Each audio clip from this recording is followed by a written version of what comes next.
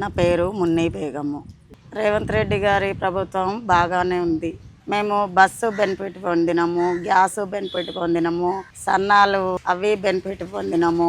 Current మాత్రం ఫ్రీగా వస్తుంది ఇంటింటికి. మా మమ్మీ హెల్త్ బాగా లేకుండే, మా మమ్మీకి క్యాన్సర్ ఉండే, మా చేతిలో డబ్బులు లేకుండే. కనీసానికి బస్సులు ఎక్కడం దిగడం ఏఎంసీకి తీసుకుపోవడం జరిగింది.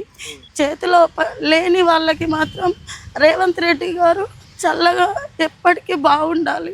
చాలా లేడీస్కి మాత్రం ఎవరి మీద ఆధారపడకుండా, భర్తల మీద కానీ ఎవరి మీద ఆధారపడకుండా మహిళలకి మాత్రం మంచిగా పర్ఫెక్ట్గా అన్నీ చేపిస్తున్నారు.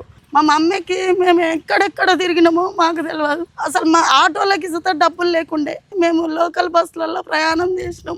ఒక్క రూపాయి లేకుండా ఇది మాత్రం మంచిగా పెట్టిండ్రు. మన అన్నలాగా తండ్రిలాగా అంత బాధ్యతగా మన లేడీస్ గురించి ఆలోచిస్తుండు రేవంత్ రెడ్డి సర్కారు ఆలోచిస్తుంది. ఫ్రీ బస్సు పథకము మంచి పథకం.